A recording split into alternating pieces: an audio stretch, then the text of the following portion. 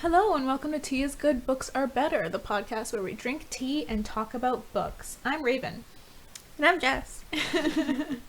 Jess has a mouthful of popcorn.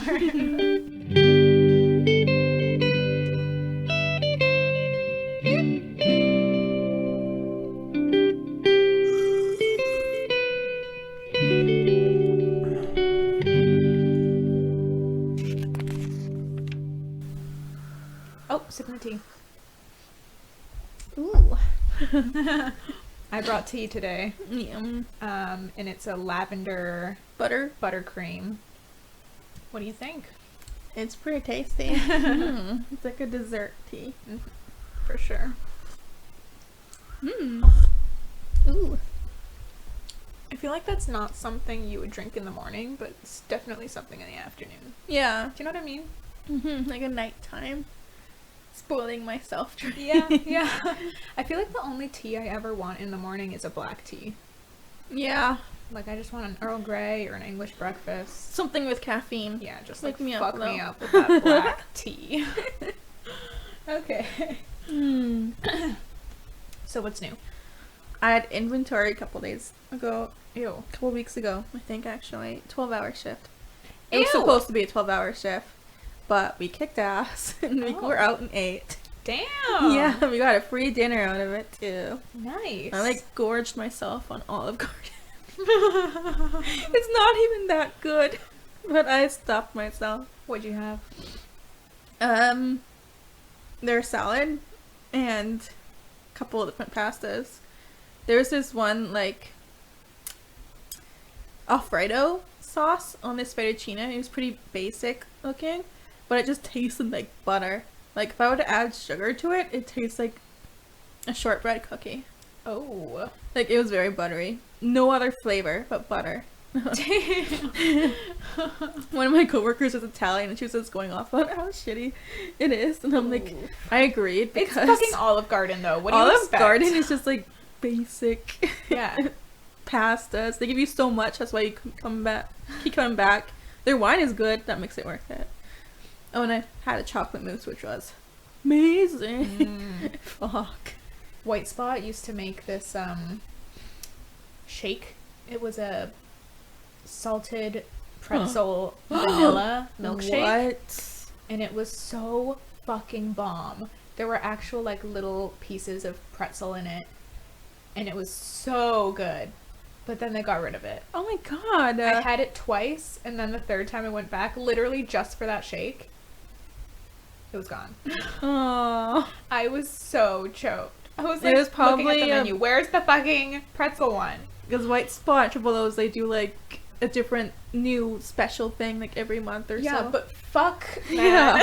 man. That's when you write to corporate, bring it back. Ooh, and Triple O's used to have that. It was like a poutine. That Okay. was, oh fuck, what was in it? I don't remember, but it was it was so good. There was something special in it. I might be able to remember it. You just list I feel like the it was ingredients. before Okay. you worked there. Because I remember having special poutines. I literally don't remember what was in it. Okay. I want to say pulled pork, but I don't think that's right. Oh. No. That sounds like NYC? NYF. NYF. Anyway. Okay. So, I told you last night, as we saw each other, that I had some exciting news for today that I was saving to tell you on the podcast. Okay. And for some reason, you thought that meant I was pregnant. I hear exciting news coming from a woman pregnant. Bro, do you Are you really sure think that's exciting? that would be exciting if I was pregnant right now? I would probably come to you, but I would not be excited. So no, I'm not pregnant. I booked my next tattoo. Oh, fuck. Yeah. Yeah. I actually was just dropping off the deposit before I came here. I'm pretty excited. Do you want to see it? Are you going back to Lindsay? No. Okay. But yeah, I went to drop off the deposit, and this new place is way more grunge. Oh. That's the nice way to put it. Yeah. there was like some really sketchy looking people inside, and like it smelled like smoke and yeah. But Did you check out the artist's work beforehand? Yeah, and I know his girlfriend. I used to work with his girlfriend, so she like connected us, and I do like his art, so it should be good. And she gets all her tattoos there as well, so I trust it'll be fine. But let me show you what I'm getting. Here it is. Ooh! So you're doing this the candy skull? Sugar skull, yeah. Sugar skull? Yeah. Eee, where are you putting it? I'm putting it right here. Uh-oh. On my thigh, right above my knee. It's gonna be kind of big. Ooh. Apparently he said he can't get it smaller than like a 5-inch diameter. Yeah, that makes sense. Because it's got like a bunch of tiny little details. Yeah. But yeah. Are you going color? Not yet. There's gonna be shading and stuff. He sent me an example of what it's gonna look like. Okay. Something like that. Okay. I think that's really nice. Thank you! Like, I don't think it needs color. Yeah, so we're doing just black for now, and I mean, if I want color in the future, I can always add it in. Mm-hmm. But yeah, isn't it pretty? That's really nice. I'm so excited. He was so, like, patient with me, and because I was very, I want this and this and this and this. And he was, like, going back and, like, reworking stuff, and he was very sweet and very patient, and It's his job. yeah, but I felt like such an asshole.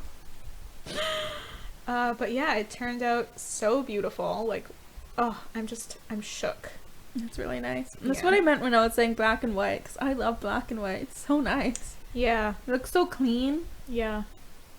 I think my current tattoos are, like, pretty much 100% healed now. Probably. They were small. Yes. Let me show you. It's been 3 weeks. Yeah, it Here's- should be healed. Here's this guy. Uh, Looks pretty good, right? does it feel good? Any bumpies? Or is I it don't- straight skin? Maybe there's a little bit of... You can touch it, I don't know. Nope. No, that feels like you. That feels That's like just me. your tendons. Oh, okay. That's your muscle I'm touching. And then this one. Hi, ho. Yeah, that's healed. Yeah. Crazy, eh? I don't think I need any touch-ups. Right? This one definitely not. How does this one look? It looks really good. Yeah, but I feel like it's darker over here than it is here. Yeah, it looks like that. Like, this looks a little bit gray. Yeah. Like the little dots are pretty light too on the eyes. Yeah. But yeah, but it's entirely like up to you if like you wanna get it darker or no. Or if you just want to leave it. Because it looks fine. Yeah, like, I don't think it's even really noticeable. I would probably... Not really. I'd probably just wait till I, like, get my next tattoo with her and Yeah. be like, can you just darken that up or something? Yeah. But yeah, so that's exciting. I guess that's just straight me now. Yep, now that's your skin. Yeah, exciting. So are you free on the 22nd? Wanna come with me? When's that? It's a Saturday. Okay. At what time? 12. Yeah. Cool. Where's this place? It's like literally right next to Dad's house. You know that little area down the street where all the shops are? Oh. Yeah. I hope it's a good place.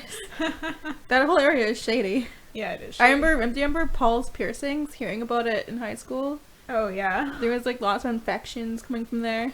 Mm. Mm-mm. No, I think it's fine. It's like a really old business, so. Okay. I don't want to judge. Yeah. If it's cheaper there, it's cheaper there. Good for you. Yeah. And he's like giving me a flat rate instead of charging me hourly, so. Oh! Kind of cool. Ah, how much did he say it would be? He said they charge $125 an hour, so he said it would probably take him around 2, which would be like $250. Makes sense. Yeah, but he said he'd give it to me for $200. What? Damn. Yeah. So I went to drop off the deposit, and the girl I used to work with, who was his girlfriend, was there. So she like ran up and gave me a hug. But it was kind of awkward because we're both kind of like awkward and shy. But it was just like, Aw, hey, but it still made the effort how's to it hug. going? You know. Yeah, and she asked if I was still with my boyfriend. It was like one of the first things out of her mouth. I'm like, fuck. Aki. You are awkward. I mean, I feel like that's a fine question if I was still with him. Yeah. It's like, you're not really expecting the no when you ask that question. Yeah, right? It's just conversation. And then, like, what are you gonna say if I say no, right? You're like, oh. Which I did. Whoops. I was like, no. And she's like, oh. Like, what else do you say? Like, oh, yeah. Backpedaling. Right? And then what happened? No, back. I fucked up. Yeah. God. The worst thing, something awkward is like fucking up big time. Yeah. But anyway, I'm pretty excited for that. But also it's gonna take like 2 hours. I'm like nervous. 2 hours of torture. I have no idea what it feels like to get a tattoo down here. It'll be interesting. I'll let you know. Well, you'll be there, so you'll see it. Yeah. Me like crying. Just bring like a squishy or something to clench. Oh yeah, I should do that. That's smart. I think I have a stress ball in my car.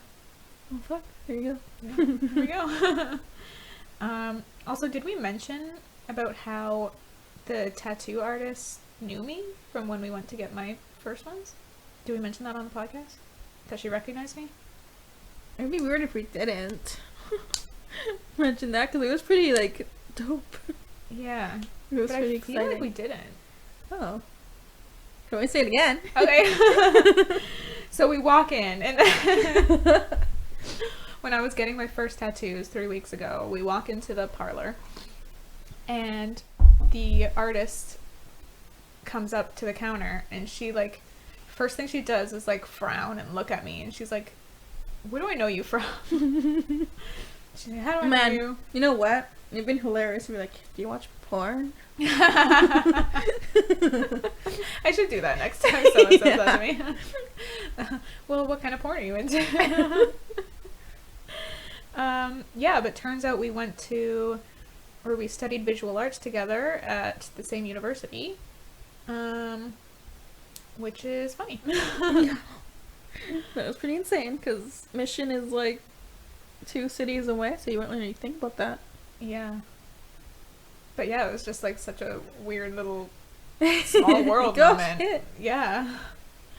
Pretty trippy. I feel like that maybe calmed you down a little bit, but you actually knew her. No? I don't know if the knowing her part calmed me down, but was it the vibe of the place? the vibe of the place was good. Yeah. The vibe of this next place is not as good. Yeah. Yeah, so I didn't get to meet the artist, but I'm hoping he's chill. Yeah. But anyway, Anywho, enough about tattoos. Shall we get into a Game of Thrones? we should freaking start, yeah? Okay. Last time on. Okay, where did we leave off our characters, Jess? Okay. Robin and his host were successful in taking back River Run. I thought you said Robin. Robin and his Robin and his squad. What are they called? His very happy men or something? Oh. I don't know. Something like that. Yeah. It's another word. Yeah, Robin Hood and his merry men. Ah! Is that it? Yeah. Okay. So happy wasn't that far. No, it wasn't. Rob and his host were successful in taking back River Run and capturing Jaime Lannister to use in getting back his sisters and his fathers. Fathers? Oh, shit. His many fathers. Yeah. Drogo's wound has festered and he is dying. To save him, Dany gives permission to Mirri Maz to use blood magic, which causes the Khalasar to fight each other. As Drogo's blood riders are struck down, Dany goes into labor and has no choice but to join Mirri Maz in Drogo's tent as she dances with the dead. Arya is surviving in Flea Bottom when she hears the summoning bells. In front of the Sept, her father confesses his treason, and King Joffrey orders his beheading. Arya tries to race to her father, but Yoren of the Night's Watch grabs her and holds her close as her father is beheaded. After, he pulls out a knife and cuts off her hair, calling her boy. Hey, we don't know that he cut off her hair. Oh. We just Okay, know that he brought a knife to her. Face and He brought a yanked her knife hair. to her face. Okay. Okay. You got me there. Spoilers! We won't find out till the next book. Oh yeah. Chapter Bran. 66. Ooh. Bran is enviously watching the remaining boys in Winterfell training with Sir Roderick. He tells Maester Luwin if he still had his legs, he could easily beat them all. Bran suggests that he can still be a knight. He could swing the sword and Hodor can be his legs. That's fucking hilarious. It's cute. Maester Luwin responds, unlikely. A man's arms and legs need to be one in a fight. Bran tells the Maester about the dream he had last night. The three-eyed crow. So in the book it is a crow. Why is it a crow? Why did they make it into a raven in the show? But what's going on? I'm confused. Apparently it's a three-eyed crow. The three-eyed crow came to him and led him to the crypts. It's pissing me off. I'm sorry. His father was there, and he was sad. Something to do with Jon. That morning, he had wanted Hodor to take him down to the crypts, but Hodor was too frightened. Maester Luwin summons Osha to carry him down with them instead. Sir Roderick had taken off her chains as reward for her faithfulness. The crypt... What makes her faithful? I guess she was obedient and not so feisty. That's it? I guess. Alright. She was a good girl. The crypts are longer than Winterfell is, and there are vaults that run even deeper underneath, where the old kings of winter are buried. That's creepy, and reminds me of Skyrim. Of going into the ancient burial mounds. Just going deeper and deeper and deeper. And finding the, what are those zombie things called? The Draugr. Draugr? Draugr. Is it Draugr? Yeah. Those. These. Maester Luwin tells Bran to tell Osha who each statue is, as a lesson. When they get to Lyanna, Osha is saddened by her tale. Bran looks at the spot where his father is supposed to be buried and shivers, remembering his dream. Maester Luwin turns to Bran and says, "See, it was just a dream," when Shaggy Dog leaps out of the darkness and attacks him. Bran screams for Summer, who tackles Shaggy Dog, and they roll around snarling and snapping until Rickon calls out to his wolf. Rickon was hiding in his father's tomb, waiting for him as well. Ew. Like He had also... Yeah, he's in the tomb. He had also had a dream that father was there, which makes Maester Luwin uncertain. Rickon wants to stay in the cold and dark, but Bran convinces him to come out with them. Back at the Maester's tower, Osha says that the children of the forest know a thing or two about dreams. Maester Luwin pulls out a jar full of Dragonglass Arrowheads and tells them about how the children use obsidian for their weapons. So is Dragonglass just obsidian? Yeah. I thought it was like this new made-up material, but it's No. it's just obsidian? Alright. Maester Luwin is talking to them about the histories of the children, the first men and the Andals, when Summer and Shaggy Dog begin to howl, and Bran feels instant dread. A raven lands on the windowsill, to which Rickon begins the bawl. Bran pulls them into a hug, and Maester Luwin looks at the bird in shock. Maester Luwin takes the letter and reads. Bran asks what it says, and Osha tells him that he already knows. Maester Luwin, suddenly a small gray man, says in a hoarse and shrunken voice, "We need to find a stone carver who knew his likeness well." That's so fucked. Yeah. Bro. And both Rickon and Bran, like, knew it was coming. Yeah, they both had the dream. Yikes, bro. I find it interesting that Bran in his dream understood that his father is sad about Jon. Yeah. Mm-hmm. What is Which that about? Means, like, probably wasn't just an inkling, like, there was something there. Like, maybe his father did come, like, in a sort of, like, spirit state. Oh. Because, But like, why- how would Bran know about his father and Jon? He wouldn't. Perhaps it's magic. It's magic! So in the Stark history lesson, there were so many familiar names. Oh, yeah. There's like, this is the first Brandon, this is the second Brandon, Oh, this yeah. is the 8th Brandon. Like, they're all, like, named after each other. Yeah, but even one of them was named Theon Stark. Yeah, I heard that, too. I was like, huh? Is Theon named after a Stark? I had no idea. That'd be bizarre. Right? Isn't that weird? Mm-hmm. Why would he be named after a Stark? Like, I don't He's a think his Greyjoy. father was fond of the Starks. No, why would he ever do that? Maybe it's a common name. I don't know. I feel like family names are very much a thing in this story. Or world. But yeah, so that was shocking. Do we ever get... There's like a story that Luwin tells about a pact? You're blanking. Yeah, so Maester Luwin is telling the story about the children and the Andals and the First Men, right? And he talks about how there were different wars, and eventually they forged the pact. The First Men and the children. That's before the Andals came, right? Yes. So the First Men took certain lands, but the deep woods were to remain forever the children's, and no more weirwoods were to be put to the axe anywhere in the realm. Yeah. So that's why every weirwood tree has a face carved into it to indicate that it's a weirwood and to not cut it down. So that's interesting. Do we ever learn about this pact in the show? Yeah, I feel like that's something that they'd be not important. Maybe very briefly mentioned, but they didn't go into it. But yeah, so this pact apparently began 4,000 years of friendship between men and children. The First Men even started to worship the gods of the children. Yeah, the werewolves as well. And then the Andals came and then burned the everything. Andals came and they burnt everything and destroyed everything and so on. And the Andals were white, the blonde men. Targaryens type of thing. I think the Targaryens came after the Andals.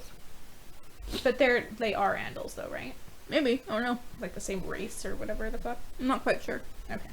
Just to kind of give a little bit more background to Westeros. Quick understanding of this magic where land. things came from. Okay, chapter 67.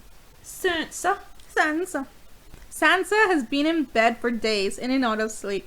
Her dreams and waking thoughts are replaying her father's beheading. She won't eat and considers suicide at one point. Grand Maester Pycelle visits her to check on her health and gives her medicine to take every night. The medicine then starts giving her nightmares of Sir Ilan Payne coming for her next. Eventually, Joffrey comes for her one day and tells her that she will be joining him in the court and to bathe and get dressed.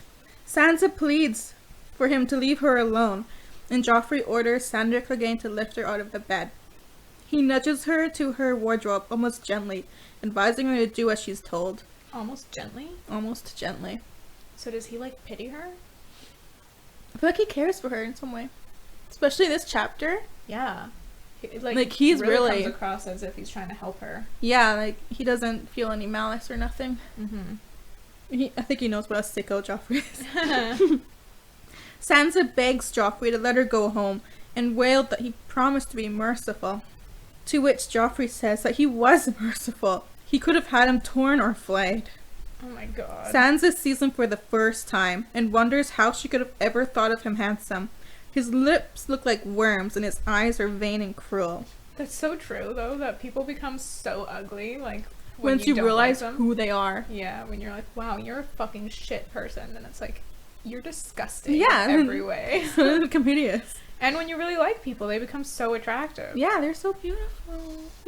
That's why I don't think, for me personally, physical attraction doesn't really matter when it comes to that stuff. Because it'll always change once you get to know them. Yeah, this is true. Sansa tells him that she hates him, and Joffrey has Sir Mern strike her, since a king should not hit his wife. Wow. Robert used to hit his wife. Yeah. This is Cersei's teachings. Sir Mern backhands her with a gloved fist. Fuck. Oh my god. That's what? Steel? Oh my god. Yeah. It's not just gloves, it's a... No, his armor. Oof. She falls and her head is ringing and her ear is bleeding. Joffrey asks if she will obey and she says yes. Joffrey leaves with his gold cloaks, but Sandor Clegane stays behind long enough to lift Sansa to her feet and advise her to give him what he wants. Yeah, so he's really trying to help her. Sansa's servants bathe and dress her before Sir Mern returns to escort her to court. She watches Joffrey as he orders a thief's hands be cut off, 2 men to fight to the death over some land, and imprisons a woman begging for the head of a traitor. Sansa remembers Lord Peter's words, "Life is not a song," and thinks to herself that in real life, the monsters win. What's funny, though, is that when she was contemplating suicide, she was like, oh, they'll write songs about me and my grief. Yeah. I'm like, oh, it's still fucking Sansa. I was like, She's still a kid. How are you still thinking about that when you watched your father's head come off? I know. She's still a child. I'm shocked that she actually was able to watch it, though. Oh, man. Yeah. Like, how did she not look away? It just says that she could not. She wanted to look away, but she could not. Oh my god, that's so And then she awful. describes it a little bit, and it's kind of horrible. Oh god, yeah, like his legs shaking Yeah. afterwards. Like, she remembers, I think at the point when he's thrown to the ground, she suddenly remembers that he's, like, injured his leg. And then, like, seeing the twitch and stuff, like, oh fuck. Ugh, that's unpleasant. It is very unpleasant. And no wonder she's traumatized. A tavern singer is brought before Joffrey for making a song ridiculing King Robert. Joffrey orders him to sing it to him, and after weeping and begging, he sings it. Joffrey says that he'll show him mercy, and gives him a day to choose between losing his fingers or his tongue. Wow. I feel like that's a pretty easy choice, though. Who the fuck would choose to lose their tongue? You can't talk, you can't taste, you can't eat properly. I need my fingers to function in daily life. I don't need a tongue. Are you serious? Wait, you would choose your fingers? Yeah. I can learn sign language. I don't need my tongue. Yes, you do.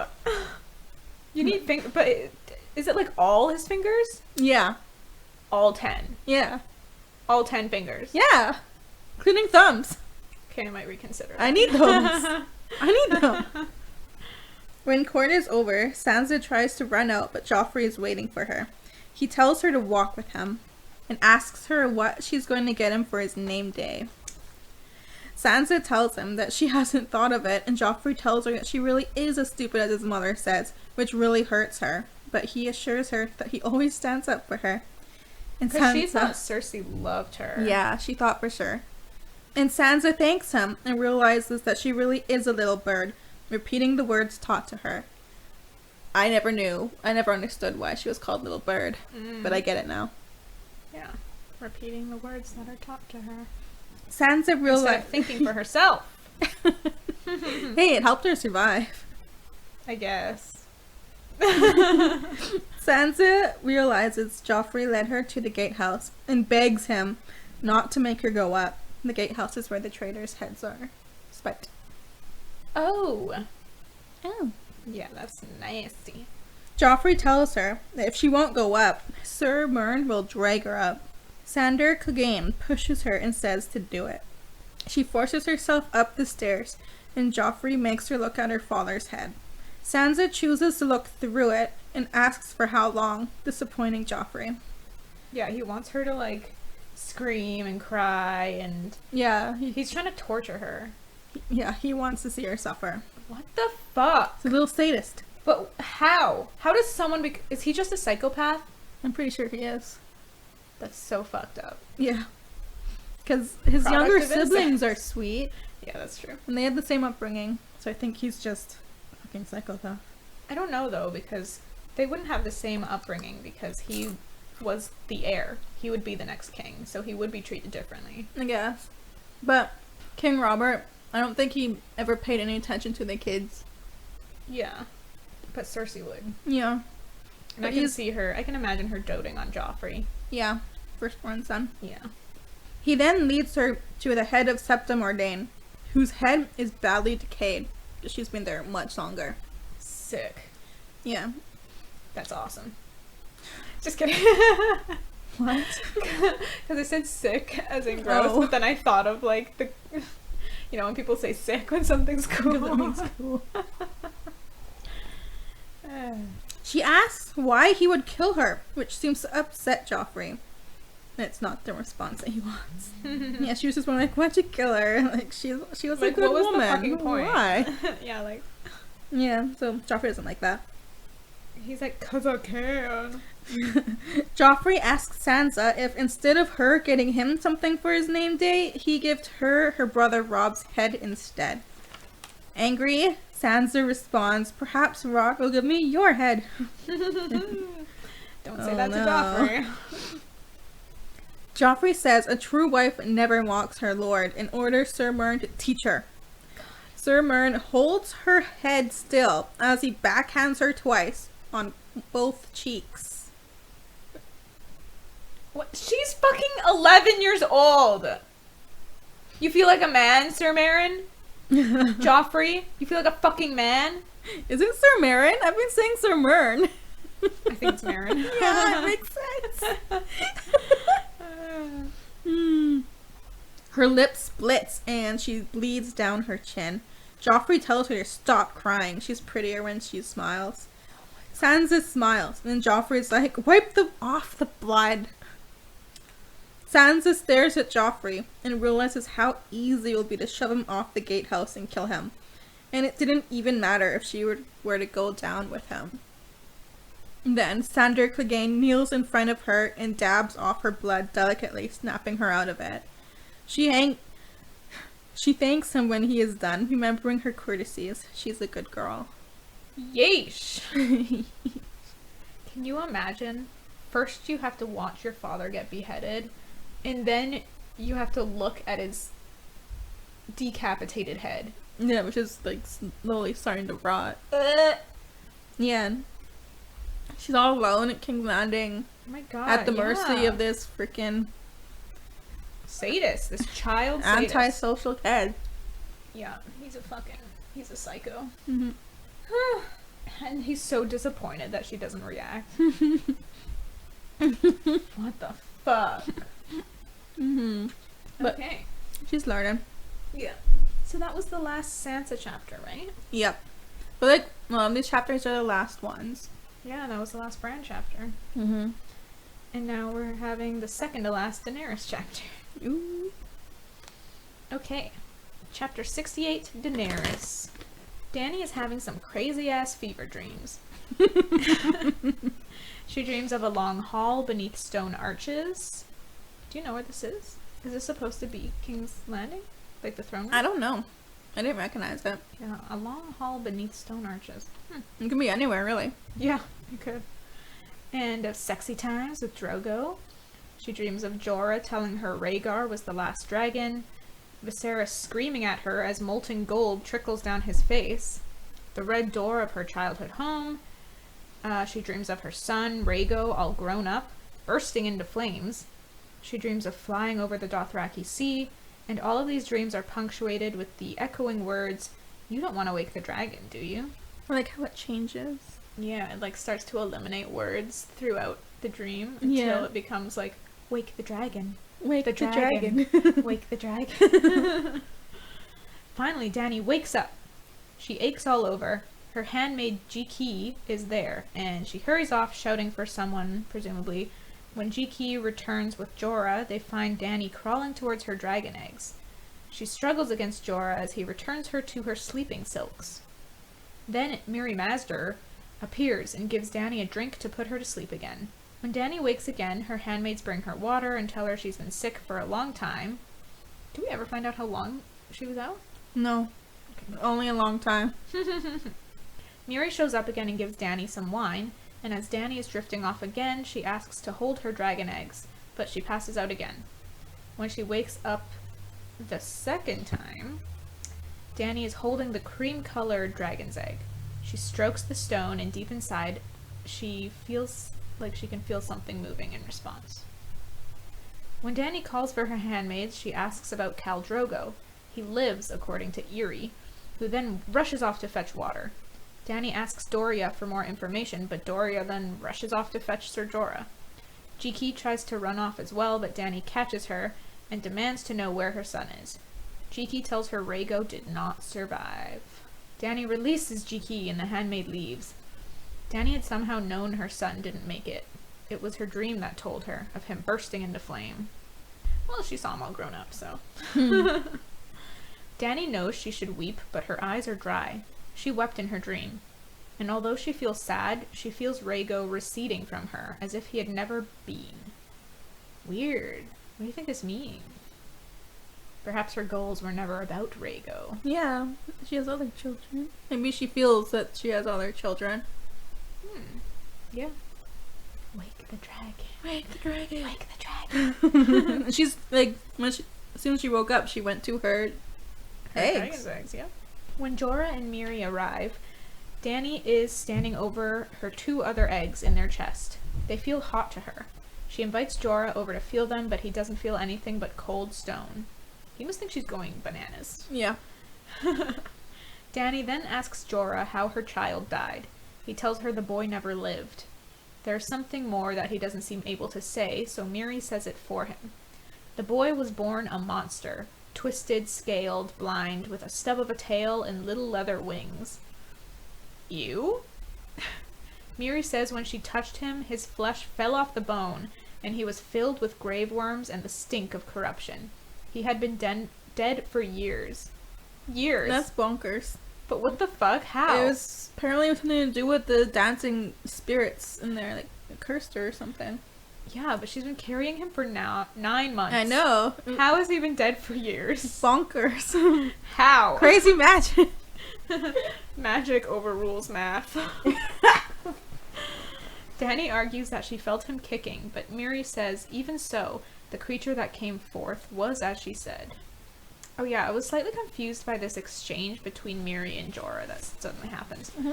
She says there was death in the tent, and Jorah says it was only shadows, and Miri says the grave casts long shadows. I think she means like there were spirits of the dead in there, but all Jorah saw were shadows moving around. Like he didn't really see them, but she knew they were there. Okay. And Dany thinks that Jorah is the one who killed her son. He carried her into a place no living man should go. So I guess it happened because Jorah took Dany into the tent during whatever weird ritual Miri was performing. Mm-hmm. That's what they make it sound like. Mm-hmm. And Dany can see in Jorah's face that he knows it was his actions that caused Rhaego's deformities and death. Mm.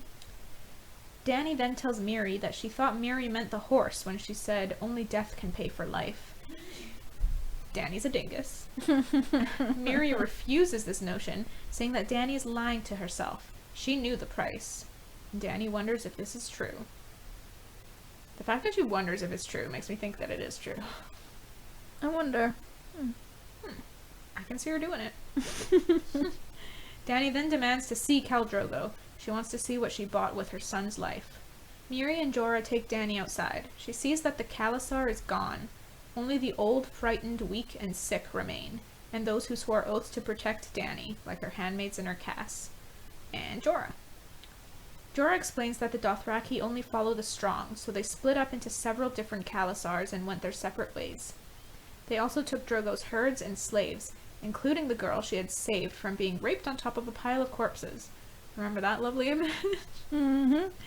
Yeah, so that girl ended up being raped by one of the new Khals and his 5 blood riders, and then killed when they were done with her. Gross. Yep. Dany swears she will make these men suffer. The Dothraki are like, yo, he has 20,000 riders now, lady. Mm-hmm. But Dany doesn't care. She says before she is done with them, they will plead for the mercy they showed that girl. Damn. Don't spite Dany. She is then taken to Khal Drogo. He's lying on the ground, staring up at the sun, his body covered in blood flies. Dany kneels next to him, but he continues staring blankly up at the sky. Dany can tell right away that he's blind. Jorah explains that he seems to like the sun, though he doesn't see it. He can walk after a fashion. He will go where you lead him, but no farther. He will eat if you put food in his mouth, drink if you dribble water on his lips. He's a vegetable.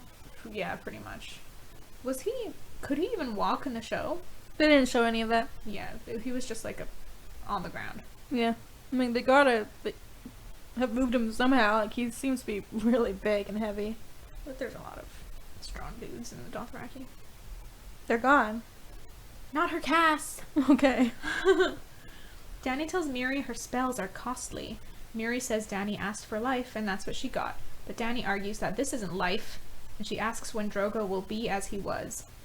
Miri says, when the sun rises in the west and sets in the east, when the seas go dry and mountains blow in the wind like leaves, when Dany's womb quickens again and she bears a living child, then Drogo will return. I guess her womb was cursed with Rhaego. Yeah, maybe. But yeah, he's fucking savage. Mm-hmm. Dany dismisses everyone so she can speak to Miri alone. She accuses the Magi of knowing what Dany was buying, yet she let Dany pay for it anyway. Miri says that it was wrong of them to burn her temple. Dany says Miri murdered her child and cheated her, but Miri says now the stallion who mounts the world will burn no cities.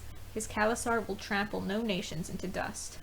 Dany says she saved Miri, but Miri basically scoffs. She says 3 riders had taken her, and the 4th was in her when Dany showed up to save the day. Miri saw her home burn and her friends die. She asks Dany to tell her what she saved. Dany says Miri's life, but Miri says to look to her Khal and see what life is worth when all the rest is gone. That's actually a really good point. Yeah, that's pretty deep. Yeah. Dany has her cast bind Miri and take her away. Dany knows she could have the Magi killed, but then what would she have? A head? If life is worthless, what is death? They take Khal Drogo back into her tent and Dany bathes him herself. That night she takes him outside, remembering their first ride together, and that all things of importance in a Dothraki man's life must be done beneath the open sky. She bids Drogo to remember all that they've been through together and begs him to come back to her. Sorry, I'm laughing at my own notes. Why did I write it like that? I do that too. Dany fiddles with his diddle. Stop. Kisses him and prays all night. Sorry. But Drogo doesn't respond in the slightest. Wait, did he get hard though? No. I think she mentions that if he did get hard, she would have taken him inside of her. No, she says her vagina's too fucked up to take him inside of her.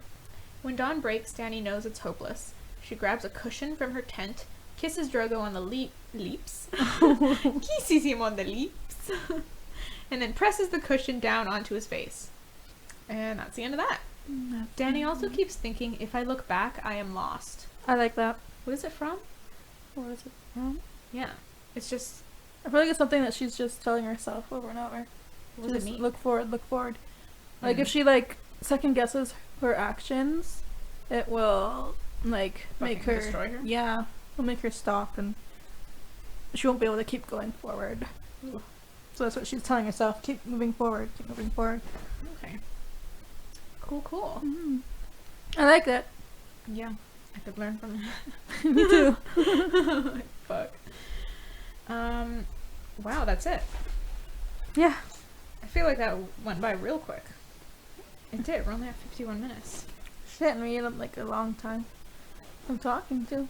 Yeah. Oh well, guess this is a shorter episode. I hope you enjoyed. Things are coming to a close. There's gonna be 2 more chapters. Yeah, chapters. 2 more episodes after this one of A Game of Thrones, and then it's gonna be over. Done. Finito. But find out what book we're reading in a couple weeks.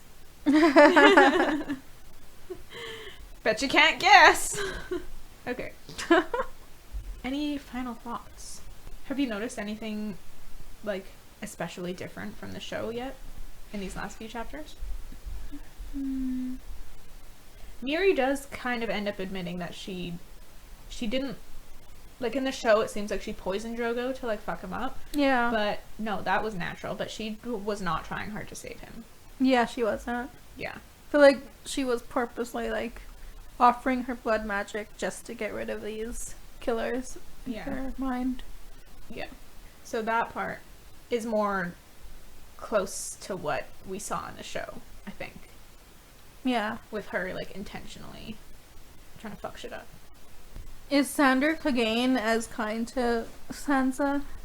In the show? Yeah. I feel like he didn't seem as kind to her, but like he wasn't like terrible to her. Like, something that I do remember in the show is that when she's up on the thing looking at her father's head, and Joffrey is there and she thinks about pushing him off, he can see it in her face that she's thinking about shoving him off, and just as she's like about to do it, he kind of steps between them.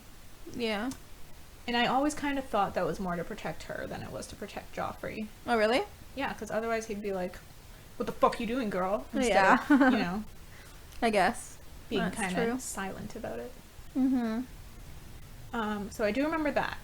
But But like, I don't remember anything like with her dressing in the bedroom or getting smacked and shit. yeah. You don't really see much of her turmoil like in the books. Right, I really need to watch the show some more. Cool. How about with Bran? I don't remember any of that going into the crypt stuff in the show. I think I do remember that. Oh, okay. He has a dream, but he goes down with Hodor. Wait, no he doesn't. He does go down with Osha. Maybe Osha and Hodor. I don't remember. And yeah, and Shaggy Dog attacks them, but he doesn't like maul Sir Louis. And Rickon is there, and he's like, I'm waiting for father. Oh. There's also, I don't remember Rickon and Shaggy Dog being like wild in the show either. More like Shaggy Dog just comes off a lot more aggressive than the other ones. Like less tame, but like they aren't as crazy. Like they talk about it, but they don't really show it. Oh, I see. Yeah, I didn't remember that at all. I think he gets the letter as soon as they leave the crypts, though. They don't go back and talk about histories and stuff. Oh, okay. Okay. But yeah, mostly the same. Mostly the same. I think this first book and the first season are the most, like, similar Right. to the other books and the other seasons. Oh, okay. Mm-hmm. I really need to catch up. And watch the second season so I can do a better comparison. I think the next book is seasons 2 and 3. Oh, they split it up. Yep. Fuck. That's way more TV for me to watch. That is. We'll see how it goes. I'll try. Okay, that's it for this episode. If you want more of the podcast, please follow us on Instagram. You can follow the podcast at Tigbab Podcast, or you can follow us separately. My handle is Crimby, Jess's is just.egan24. You can also find us on Facebook. Just search Tigbab Podcast or Tea is Good, Books Are Better, and we should pop up there. Also, please subscribe to our good friend Baram Barami on YouTube. He's the one who made our jingle that you heard at the start of this episode, and he's really dope and makes cool stuff, so give him a like and a subscribe. Also, you can check out our Patreon, patreon.com/Tea is Good, Books Are Better. We have a few different tiers on there with fun rewards, so if you contribute, you will get something in return. You will also be helping us out immensely, and we'd be very appreciative, but we also just appreciate you listening. I heard your stomach rumble again. Well, it's 4:30. I guess we can start doing dinner. Yeah. Okay, I also didn't eat lunch. Have you eaten anything today? I had breakfast. What did you eat? Eggs and my leftover dinner from yesterday. I had a bagel. That's it. Okay, we'll see you guys next time. Thanks for listening. Bye-bye. Say bye, Jess. Bye.